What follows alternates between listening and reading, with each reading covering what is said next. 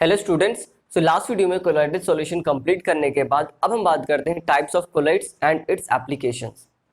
तो पहले हम ये बात करते हैं कि कितने टाइप की कोलॉइडल सॉल्यूशन पॉसिबल हो पाते हैं on the basis of disperse phase and dispersion medium.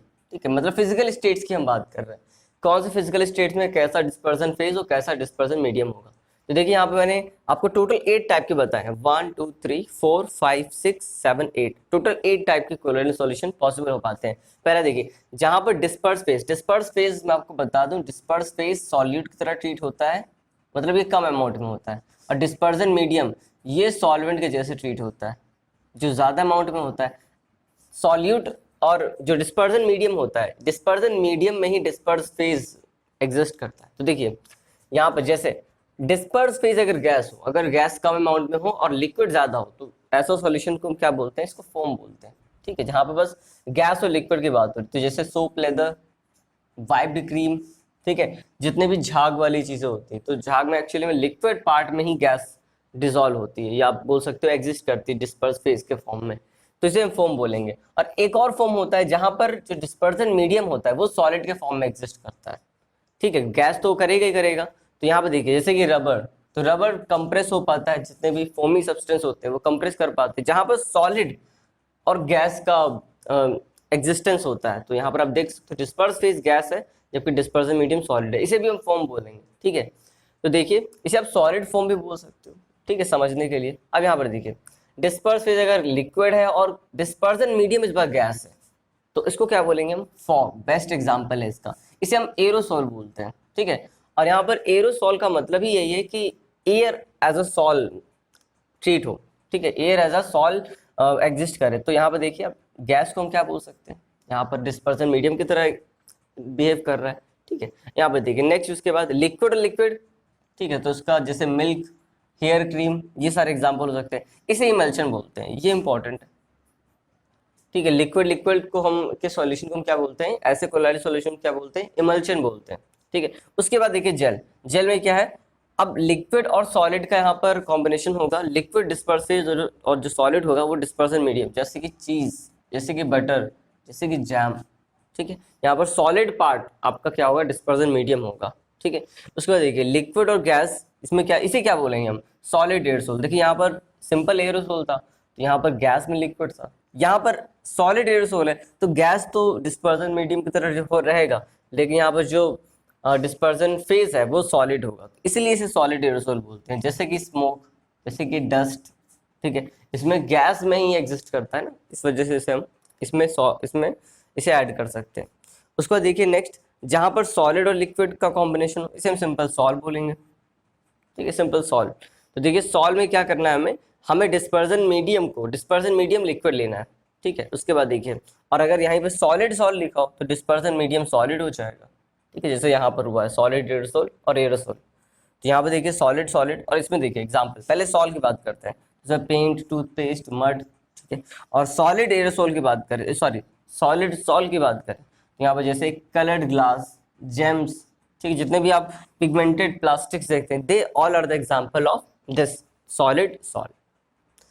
तो अब हम बात करते हैं एप्लीकेशन ऑफ कोलॉइड्स के बारे में। देखिए यहाँ पर कुछ एप्लीकेशन मैंने लिखे हुए हैं, जैसे कि मेडिसिन फील्ड, कोलॉइड्स का तो बहुत एप्लीकेशन है हमारे डेली लाइफ में। आप देखें तो हर चीज़ आपको बहुत सारी चीज़ें आपको कोलॉइड्स से रिलेटेड मिल जाएंगी। देखिए जैसे मेडिसिन फील्ड में, मेडिकल फील्ड में कोलॉइड का बहुत यूज है। तो रीजन क्या है इसका, देखिए medicine in colloidal form are easily absorb by the body tissues. जो कोलोइडल सॉल्यूशन के फॉर्म में जो भी हम मेडिसिन यूज करते हैं, तो they are easily absorb by our body tissue, so hence they are more effective. ठीक है, दैट्स वाई जितने भी सिरप्स और जितने भी जो भी लिक्विड मेडिसिन यूज होती हैं वो इसी वजह से यूज होती है। सेकंड देखिए क्या है, सीवेज डिस्पोजल। अब इसके देखिए सीवेज डिस्पोजल के लिए एक कॉन्सेप्ट आपको पढ़ना पड़ेगा, जिसे हम बोलते हैं इलेक्ट्रोफोरेसिस। ये कोलोइडल सॉल्यूशन की एक प्रॉपर्टी होती है, जैसे ब्राउन इन मोशन या जैसे कोगुलेशन, वैसे ही एक इलेक्ट्रोफोरेसिस भी एक प्रॉपर्टी होती है कोलोइडल सॉल्यूशन की। क्या होती है, देखिए यहाँ मैं बता देता हूँ। मान लीजिए हमने किसी एक ट्यूब में कोलोइडल सॉल्यूशन भरा हुआ है। ठीक है, ये मान लीजिए कोई ट्यूब है जिसमें हमने कोलोइडल सॉल्यूशन फिल किया हुआ है। ठीक है, ये कोलोइडल सॉल्यूशन फिल है इसमें। अब इसको हम एक तरफ, इसमें 2 इलेक्ट्रोड लगा देते हैं, एक तरफ पॉजिटिव एक तरफ नेगेटिव, तो क्या होगा, इसमें जो सस्पेंडेड पार्टिकल होंगे, जो कोलाइडल सॉल्यूशन है, इसमें सस्पेंडेड पार्टिकल जिसे आप डिस्पर्स फेज बोलते हो, तो उनमें कोई ना कोई चार्ज प्रेजेंट होता है, या तो पॉजिटिव या नेगेटिव। तो अगर मान लीजिए इसके अंदर पॉजिटिव चार्ज प्रेजेंट है, तो वो क्या करेगा, जो जो सस्पेंडेड पार्टिकल होगा, ठीक है, जो डिस्पर्स फेज होगा, वो क्या करेगा, वो नेगेटिव की तरफ मूव करेगा।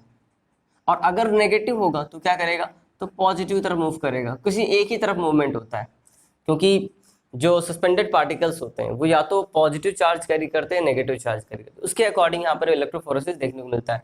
तो जिस भी टाइप का चार्ज प्रेजेंट है, उसका अपोजिट इलेक्ट्रोड की तरफ, अपोजिट चार्ज इलेक्ट्रोड की तरफ मूवमेंट, इसी को हम बोलते हैं इलेक्ट्रोफोरेसिस।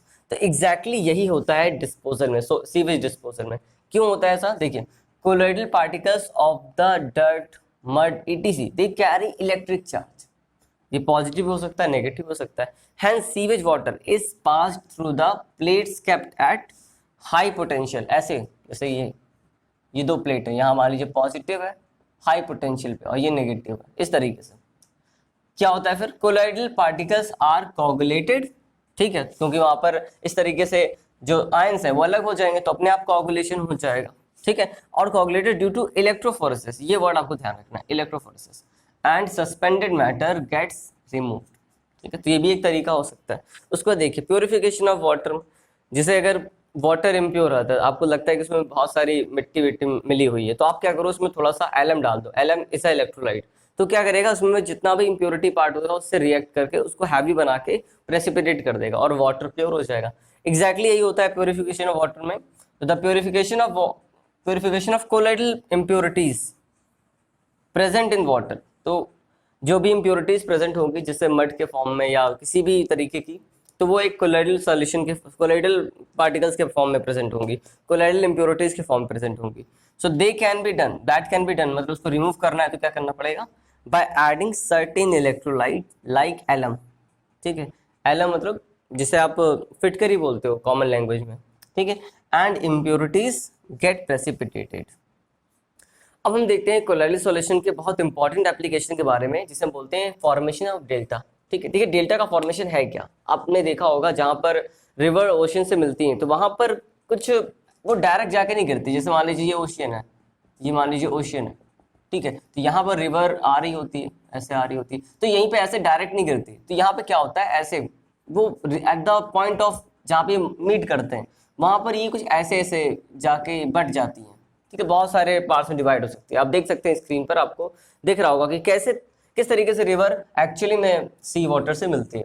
तो होता क्यों ऐसा, जैसे मान लीजिए रिवर है, तो रिवर में बहुत सारे पार्टिकल्स होंगे, सस्पेंडेड पार्टिकल्स होंगे, वो मड पार्टिकल्स हो सकते हैं, वो कोई और डस्ट पार्टिकल हो सकता है, तो वो कोई ना कोई चार्ज पार्टिकल कैरी कर देता है, कोई ना कोई इसमें चार्ज प्रेजेंट होता है। तो जैसे ही वो चार्ज पार्टिकल यहाँ पर सी वाटर से या ओशन वाटर से मिलता है, तो ओशन वाटर में तो हमें पता है बहुत सारे सॉल्ट डिजॉल्व होते हैं, ठीक है, जो कि एक इलेक्ट्रोलाइट की तरह बिहेव करते हैं, ठीक है। तो जैसे आप सिंपल जानते हैं कि अगर किसी भी कोलाइडल सॉल्यूशन में, मान लीजिए कोई कोलाइडल सॉल्यूशन है, अगर हम इसमें कोई भी इलेक्ट्रोलाइट डाल देते हैं, ठीक है, तो अब पॉजिटिवली चार्ज पार्टिकल एक दूसरे से मिलकर हैवी पार्टिकल का फॉर्मेशन करते हैं, और जो कि इसके बॉटम पर प्रेसिपिटेट हो जाते हैं। इसी को तो हम कोगुलेशन बोलते हैं। यहाँ पर देखिए क्या हो रहा है, यहाँ पर भी कुछ ना कुछ चार्ज पार्टिकल्स कैरी हो रहे हैं वाटर, रिवर वाटर के साथ, और यहाँ पर इलेक्ट्रोलाइट्स प्रेजेंट है बहुत सारे, बहुत अलग अलग तरीके के। तो जैसे ही दोनों मिलेंगे तो क्या होगा, वहां पर कोगुलेशन होगा, ठीक है, जो भी सस्पेंडेड पार्टिकल होगा और जो सी वाटर का जो भी इलेक्ट्रोलाइट होगा उससे मिलके वहां पर भी कोगुलेशन होगा। तो कोगुलेशन होते होते क्या होता है, वहां पर जो रिवर बेड है या सी बेड आप बोल सकते हो, दोनों ही तो एक जगह कॉमन हो जाते हैं।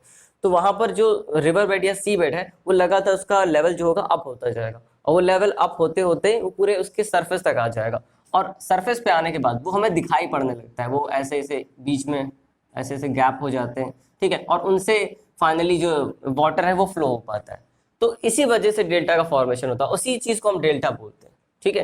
तो देखिए आप, मैंने लिखा भी हुआ है, river water contains charge colloidal particles of clay, sand and many other materials, ठीक है, इन्हीं को कोलाइडल पार्टिकल्स के फॉर्म में बोलते हैं।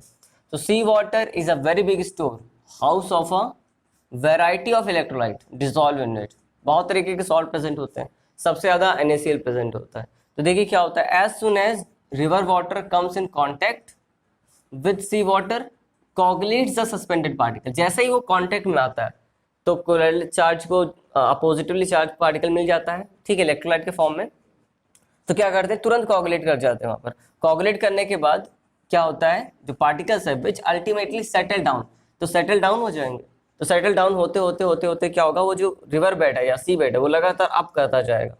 तो क्या होगा, at the point of contact thus the level of river bed rises, ठीक है, ये इंपॉर्टेंट पॉइंट है, जिसकी वजह से जो रिवर बेड है उसका वो राइज कर जाता है। So as a result finally water adopts a different course मतलब डिफरेंट पाथ, ठीक है। वहां पर अगर रिवर बेड अगर ऊपर हो जाएगा तो वाटर बढ़ जाएगा अपनी जगह से, ठीक है। तो different course and delta is form, finally delta इस तरीके से फॉर्म होता है। यहाँ पर मैंने कुछ और एप्लीकेशन लिखे हैं, आप देख सकते हैं, जैसे कि artificial rain. Artificial rain actual में होता क्या है, इसको तो हम खैर अलग से भी समझेंगे। आर्टिफिशियल रेन भी आपको थोड़ा बता देता हूँ। जैसे मान लीजिए अगर जहाँ पर ऐसी जगह जहाँ पर रेन नहीं हो पा रही है, ठीक है, वहाँ पर क्लाउड्स अगर प्रेजेंट है, तो क्या करते हैं हम किसी भी मेथड से, या तो ग्राउंड से या फिर हेलीकॉप्टर की हेल्प से, रॉकेट की हेल्प से, इसके ऊपर कुछ इलेक्ट्रोलाइट डाल देते हैं। जो क्लाउड है उसके ऊपर जाके हेलीकॉप्टर से क्या करते हैं, कुछ इलेक्ट्रोलाइट डाल देते हैं। तो इलेक्ट्रोलाइट क्या करते हैं, इलेक्ट्रोलाइट जो भी रेन ड्रॉप्स हैं उनसे मिलकर हैवी पार्टिकल का फॉर्मेशन करते हैं और जिसके फॉर्म में रेन होने लगती है, ठीक है। तो जो इलेक्ट्रोलाइट हम यूज करते हैं जनरली AgI या कुछ और सब्सटेंस हम ले सकते हैं, जनरली AgI होता है, ठीक है, सिल्वर आयोडाइड।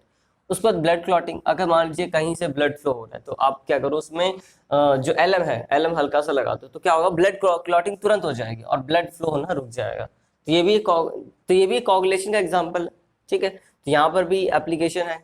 अब देखिए यहाँ पर ब्लू कलर ऑफ स्काई, इसको भी अलग से समझेंगे हम, इसको टिंडल इफेक्ट से हम समझ सकते हैं। तो टिंडल इफेक्ट ये किसकी प्रॉपर्टी होती है, ये भी कोलोइडल सॉल्यूशन की प्रॉपर्टी होती है। ब्लू कलर ऑफ स्काई ये भी स्कैटरिंग की वजह से होता है, ठीक है। लेदर इंडस्ट्री में बहुत यूज है, पेंट इंडस्ट्री में बहुत यूज है, आप लिख सकते हैं यहाँ पर paint industry, leather industry, paint industry, textile industry और भी बहुत कई सारी इंडस्ट्री में यूज होता है एप्लीकेशन के, इसका एप्लीकेशन होता है, ठीक है। 9 हो गया, देखिए लास्ट।